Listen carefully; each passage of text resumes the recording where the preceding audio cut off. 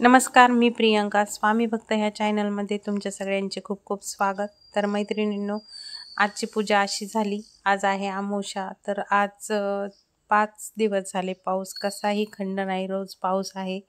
पाऊस असल्यामुळं फुलं भेटत नाहीत आणि फुलं नसले की मला पूजा करावं वाटत नाही.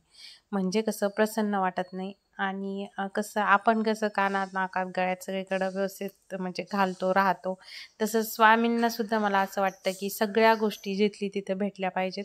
दुसरी गोष्ट, भिंती दीदीला आली आहे सुट्ट्याहून, खराब दिसल्या तर पुसणं चालू आहे. आणि जाळ्यासुद्धा आज तिनेच काढल्यात. हे पहा, कोणत्याही कोपऱ्याला कशीही जाळी काहीही नाही. किती स्वच्छ केले. तर हॉल सगळा दीदीने स्वतः स्वच्छ केला. मुलगी पाहिजे हो, मुलगी नसेल तर जीवनात आनंद नाही. आणि मुली इतकी माया कोणालाच येत नाही. तसंच दुसरी गोष्ट, दीदी मला भरपूर कामाला मदत करते.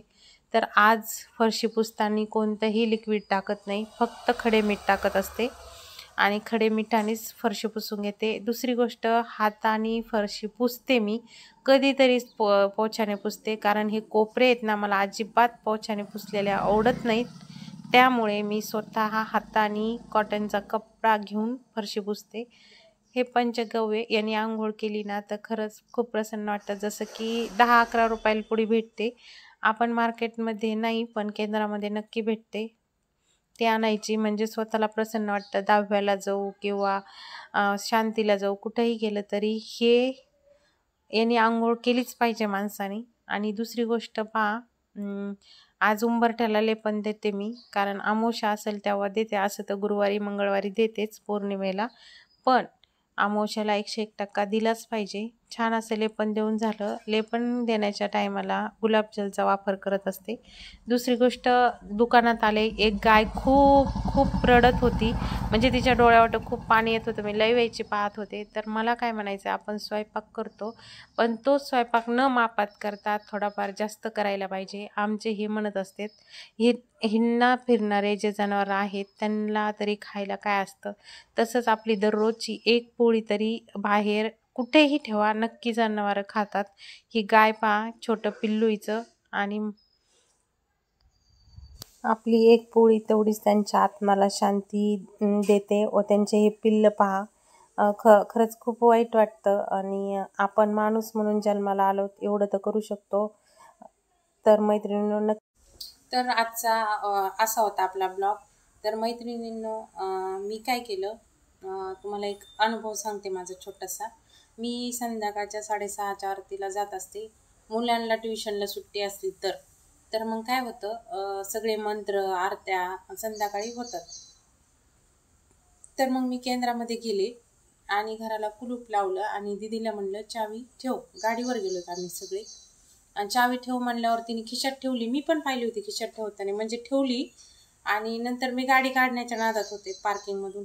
आणि मग आम्ही निघालो, केंद्रात आलो, आरती ते झाली. आणि घरी निघायच्या वेळेस माझ्या लक्षात आलं, पण म्हणलं चल जाऊ द्या, आसन चावी कुठं जाणार आहे.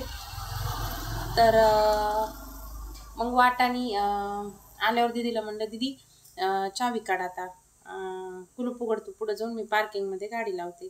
तर ती म्हणली, मम्मी कधी माझ्याकडे कुठं चावी, माझ्या लक्षातच नाही मी चावी कुठे ठेवली. तर मला इतकं टेन्शन आलं, कारण आरती होऊस तर 7:30-8 वाजते, तर 7 तरी वाजते, घरी येऊस तर 7:30 वाजते. तर मग मी काय केलं,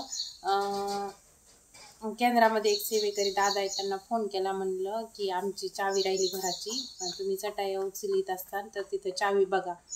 तर ते म्हणले, नाही मी चटाया उचलल्यात, चावी नाही आहे तुमची इथं. मग मी परत जिथून गाडीवर गेले होते तिथं 2-3 चक्रा मारल्या. केंद्रात सुद्धा पायी गेले. म्हणलं चावी असेल, कारण खूप म्हणजे महागाचंच कुलूप असते, मोठं कुलूप आहे. तुम्हाला दाखवलं एका दिवशी मी. तर ते कुलूप तोडायची इच्छा व्हायना. पण काय, केंद्रात आले, दरबारात गेले, सगळीकडे पाहिलं, चावी कुठंच नाही.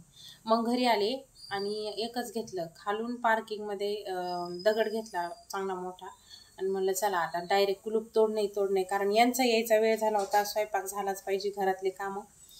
आणि गेले आणि कुलपाला हात लावला की कुलूप ऑटोमॅटिक उघडलं. आणि मी काय केलं, कुलूप उघडलं. मी म्हणलं बाप कसं काय, पोरांना पण आश्चर्य वाटलं. की कुलूप उघडलं. कसं काय उघडलं? महाराजांचीच समजा लीला किंवा महाराजांची इच्छा. आणि तीच चावी दारामध्ये दुसऱ्या दिवशी एका ताईंना सापडली आणि त्यांनी उचलून भिंतीवर ठेवली. तर मग दिदी म्हणले आमची काल चावी हरली. तर त्या एक जण काकू म्हणते, बाई तुमची चावी हरली, ते एक चावी होती काल इथं, मी उचलून ठेवली. आम्ही मस्त त्या चावी जिथं पडली होती त्याच्या आसपास गेलो, पण त्या चावीपाशी नाही गेलो, इकडून इकडेच पाहिली नुसती. त्यानंतर मग ते कुलूप मी आता दररोज दाराला लावते, म्हणजे त्या कुलपाला काहीही झालं नाही, ना दगड लावण्याची शक्यता पडली. त्याला हात लावला की ते कुलूप लगेच उघडलं आणि आता ते कुलूप दररोज लागतं सुद्धा आणि उघडतं सुद्धा. असा माझा स्वामी अनुभव आहे. माझे हे अनुभव व माझे व्हिडिओ तुम्हाला आवडत असतील तर नक्की लाईक करा. श्री स्वामी समर्थ.